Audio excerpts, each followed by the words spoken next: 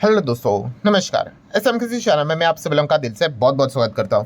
दोस्तों, कल के दिन की अगर बात कर ले तो दोस्तों हमारा जो बाजार है उसमें तीन कंपनियां सबसे ज़्यादा फोकस में रहेंगी, क्योंकि लिटरली ये पूरी तीन कंपनियां हमारा मार्केट का बहुत बड़े लेवल पे क्या एग्जैक्टली डायरेक्शन रहेगा वो तय करने वाली है।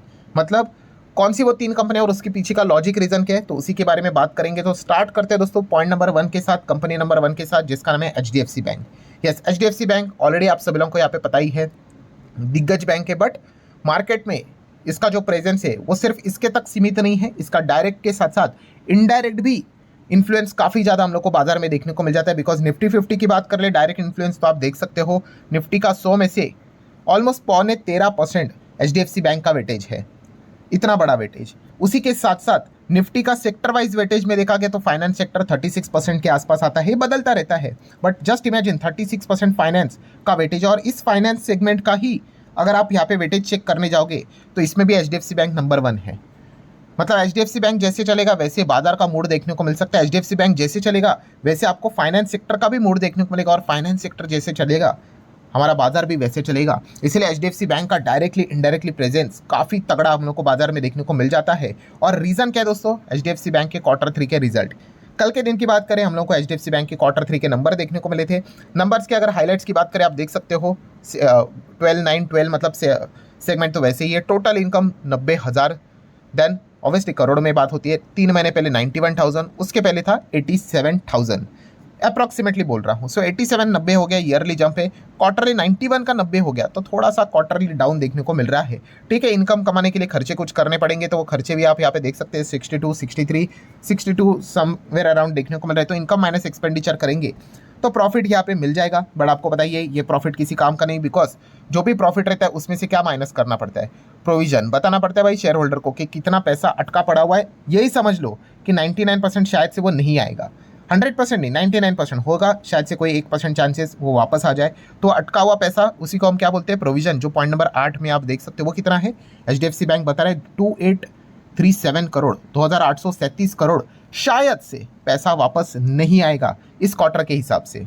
कितना, 2837 करोड़, जो ये 3 महीने पहले 3,500 करोड़ था, और एक साल पहले 3153 करोड़ था। तो प्रोविजन की अगर बात कर ले तो चलो भाई ये तो एक अच्छी बात है। प्रोविजन मतलब क्या, अटका हुआ पैसा कितना है। लास्ट टाइम 3,000 करोड़ प्लस हम लोग को चलते हुए देखने को मिलता था, ये एटलीस्ट 3,000 करोड़ के नीचे आया है। तो ये क्या करता है, आपका प्रॉफिट को कम डैमेज करता है। सो चलो वो सब कुछ कट करने के बाद फाइनल प्रॉफिट हम लोग को देखने को मिल जाता है। एंड वो फाइनल प्रॉफिट क्या है, तो आप यहाँ पे देख सकते हो, आई गेस पॉइंट नंबर 14 पे लिखा हुआ है net profit for the period. So वह है 18,653, जो 3 महीने पहले 18,641 था, एंड उसके पहले 18,000 नहीं, ये कितना था, 16,735। सो अगर आप यहाँ पे चेक करोगे तो ये 16,700 का रेंज में तो 18 आ गया। चलो ये तो ईयरली जंप है। क्वार्टरली 18,641 से हल्का सा 653 थोड़ा सा यहाँ पे बढ़ा हुआ है। बट चलो एटलीस्ट हम कह सकते हैं क्वार्टरली ईयरली थोड़ा बहुत तो ठीक परफॉर्मेंस देखने को मिल रहा है। एंड इसी चीज़ के चलते ईपीएस भी अगर हम लोग देखेंगे 12.13, 12.14, ठीक है। एंड उसी के साथ साथ अगर आप देखोगे इसके पहले तो 10 का था, ईयरली काफ़ी बढ़िया है। क्वार्टरली अगर देखा गया तो चलो क्वार्टरली आप ओके ओके बोल सकते हो, फ्लैटिश ओके ओके परफॉर्मेंस है। ईयरली ठीक हम लोगों को परफॉर्मेंस देखने को मिल रहा है। बट आपको पता ही है बैंक की बात हो रही है भाई, तो बिना एनपीए के तो हम चीज़ों को क्लोज नहीं कर सकते। सो ग्रॉस एनपीए कितना है, तो gross NPA in terms of percentage ही देखेंगे। सो 1.24, 1.24, 1.42। सो 1.42 सालाना एनपीए काफ़ी गिरा है, जो कि अच्छी बात है। एंड लास्ट टाइम जितना था एनपीए 3 महीने पहले, उतना एनपीए कंटिन्यू होते हुए देखने को मिल रहा है। तो पूरा अगर समरी की अगर हम लोग बात कर लेना तो एचडीएफसी बैंक के नंबर हम लोग को ओके ओके देखने को यहाँ पे मिल रहे हैं। ठीक है, मतलब ईयरली अच्छा है। चलो ईयरली आप थम्स अप दे सकते हो, क्वार्टरली ठीक है, ओके फाइन। बट इसमें एक अच्छी बात भी है। अच्छी बात क्या है पता है, कि थोड़ा सा जो प्रॉफिट है ना दोस्तों, वो एक्सपेक्ट किया गया था कि 18.5 या फिर उसके नीचे आ सकता है। उस हिसाब से देखा गया तो ये तो कितना है, 18,653, मतलब 18.5 से तो ऊपर तो है। तो एटलीस्ट हम यहाँ पे कह सकते हैं कि पिच काफ़ी टफ थी, और टफ पिच पे एचडीएफसी बैंक ने अच्छी बैटिंग की है, even though score okay okay देखने के बावजूद। सो ये एक प्लस पॉइंट हम लोग को जरूर देखने को मिल रहा है। ऊपर से नेट इंटरेस्ट इनकम की बात कर रहे तो 6% बढ़ते हुए देखने को यहाँ पे मिल चुका है। एंड अगर आप देखोगे लोन ग्रोथ डबल हो चुका है। असेट क्वालिटी अभी हम लोगों ने देखा तो स्टेबल है। सो ओवरऑल अगर देखा गया दोस्तों, तो जैसे अभी मैंने आप लोगों को बताया कि टफ पिच पे अच्छी बैटिंग की एचडीएफसी बैंक ने, तो ये पॉइंट भी हम लोग को समझ में यहाँ पे आना चाहिए। ठीक है, कुछ पिच कैसे होते हैं, बैटिंग के लिए अच्छे होते हैं कि नहीं, तो वहाँ पे तो भाई सेंचुरी आप लगा दोगे, बट टफ पिच पे अगर आप डिसेंट 30-40 भी स्कोर कर लेते हो, बस वही चीज़ एचडीएफसी बैंक ने भी की है। कोई हाफ सेंचुरी भी नहीं लगाई है, बट टफ पिच पे अच्छी बैटिंग हुई है। सेकंड कंपनी की अगर बात कर ले दोस्तों, अब एचडीएफसी बैंक का जो भी पॉइंट मैंने बोला है, सेकंड कंपनी से आपको और क्लियर होगा, और दोस्तों वो कंपनी है आईसीआईसीआई बैंक। अब आईसीआईसीआई बैंक आप सभी लोगों को पता है, अगेन ये भी क्यों इंपॉर्टेंट है, निफ्टी 50 में सेम चीज़, इसका इंडिविजुअल वेटेज 8% से ज़्यादा है। फाइनेंस सेक्टर का तो निफ्टी में वेटेज अभी हम लोगों ने देखा 36% है, एंड उसमें भी फाइनेंस सेक्टर में एचडीएफसी के नीचे ही कौन है, आईसीआईसीआई है 13.83। सो एचडीएफसी आईसीआईसीआई का कितना बड़ा directly as well as indirectly influence है वेटेज के हिसाब से बाजार पे, आप यहाँ पे क्लियर कट देख सकते हो। सो आईसीआईसीआई बैंक के भी नंबर देखने को मिल चुके हैं, आप यहाँ पे चेक कर सकते हो। 12,912 का सीक्वेंस, ठीक है, बिल्कुल सही है।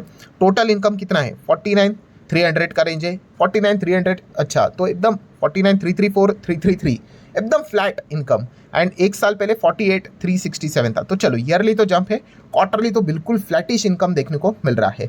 खर्चे भी अगर हम लोग यहाँ पे देखेंगे 31,900, 32, 31,400, तो इनका माइनस एक्सपेंडिचर करेंगे, बट उस प्रॉफिट को कोई फायदा नहीं है, बिकॉज प्रोविजन माइनस करना पड़ेगा। तो प्रोविजन आप देख सकते हो कितना है, आईसीआईसीआई बैंक बता रहे अपने शेयर होल्डर को 2,500 करोड़ के आसपास का पैसा अटका पड़ा हुआ है, जो आप माइनस पकड़ कर ही चलो प्रॉफिट में से।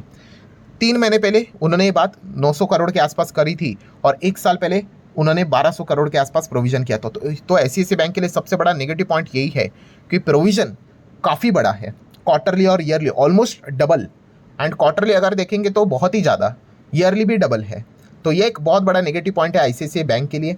एंड इसी चीज़ को आगे अगर हम प्रॉफिट के हिसाब से अगर देखने चले जाए, after the all the adjustment 11,300 का प्रॉफिट, 12,358 था 3 महीने पहले, और 1 साल पहले 11,700 था 1 साल पहले। मतलब बात एकदम क्लियर है, 11,700 11,300 हो गया ईयरली डाउन, क्वार्टरली 12 था, ये तो 11 हो गया, देखने की भी जरूरत नहीं है, ये भी डाउन। सो प्रोविजन ने दोस्तों आईसीआईसीआई बैंक की बैंड बजा दी, क्लियर कट प्रोविजन काफ़ी बड़ा है। अगर आप आईसीआईसीआई बैंक को लेकर अगर आप चीज़ों को गूगल के भी ऊपर सर्च करोगे तो आपको यही मिलेगा, because of higher provision, double provision, ICICI bank के प्रॉफिट यहाँ पे गिरे हैं। सो हम यहाँ पे कह सकते हैं काफ़ी बड़ा झटका लगा है। अभी समझा मैंने क्या बोला था, HDFC bank even though 30-40 score करके भी, हाँ टफ पिच पे हम यहाँ पे कह सकते हैं दोस्तों आईसीआईसीआई बैंक जल्दी आउट हो गया, बट एचडीएफसी बैंक ने किया हुआ जो स्कोर था, अब आपको समझ में आया होगा, डिसेंट परफॉर्मेंस उन्होंने दिखाया है। और ईपीएस देख सकते हो 15.84, 17.31, 16.72। सो ईयरली क्वार्टरली ईपीएस भी गिरेगा भाई, प्रॉफिट गिरेगा तो अलग क्या बात है। चलो अब क्या एनपीए यहाँ पे अच्छे है कि नहीं, अगर एनपीए भी खराब अगर आ गए तो भाई बियर वालों के लिए तो मज़े ही आ गए। सो देख लेते हैं 1.53, 1.5, 1.96। तो चलो भाई बियर वालों को थोड़ा सा पीछे रहना पड़ेगा, एटलीस्ट बुल वाले थोड़ा तो ये डेटा देखकर अच्छा फील करेंगे। यस, एनपीए का कम होना अच्छी बात होती है, 1.96, 1.53 हुआ, 1.5, 1.53 हुआ, तो एनपीए अच्छा है। मतलब कुल मिला के अगर स्टोरी की अगर बात कर लूँ तो आईसीआईसीआई बैंक के नंबर प्रोविजन ने खराब कर डाले, प्रोविजन ने लिटरली वाट लगा दी। ठीक है, बाकी सारा चीज़ें हम लोगों को ठीक देखने को मिल रहा है। अगर नेट इंटरेस्ट इनकम भी 8% बढ़े है, बट प्रॉफिट देखो 4% गिर गया बिकॉज ऑफ हायर प्रोविजनिंग। सो ये एक जो चीज़ है वो हम कह सकते हैं आईसीआईसीआई बैंक को झटका देने वाली साबित यहाँ पे हो सकती है। तो लेट्स सी कल बाजार इस चीज़ को लेके कैसे रिएक्ट करते हैं। और तीसरी कंपनी तो दोस्तों वो है रिलायंस इंडस्ट्री। तो रिलायंस की अगर बात करें, ये भी क्यों, तो निफ्टी 50 में आप देख सकते हैं सेकंड नंबर पे इसी का वेटेज आता है। एंड सेक्टर वाइज देखा गया तो फाइनेंस का 36% का वेटेज है। सेकंड नंबर पे सेक्टर कौन सा है, ऑयल गैस कंज्यूमेबल फ्यूल्स। पहले आईटी था, आईटी थोड़ा नीचे गया। ऑयल गैस कंज्यूमेबल फ्यूल का वेटेज 10.5% के करीब है। और इसमें भी ऑयल गैस कंज्यूमेबल फ्यूल किस हिसाब से चलता है, रिलायंस के हिसाब से 32% का वेटेज है भाई रिलायंस का, मोर देन 32। तो आप अंदाज़ा लगा सकते हो रिलायंस जिस डायरेक्शन में जाएगा, ऑयल गैस कंज्यूमेबल फ्यूल्स चलेगा, जो कि निफ्टी को भी उसी डायरेक्शन में लेके चला जाएगा। और रिलायंस के नंबर कैसे, उसके ऊपर मैं ऑलरेडी फ्राइडे के दिन वीडियो बना चुका, आप चाहो तो देख सकते, लिंक ऊपर आई बटन पे दिया है।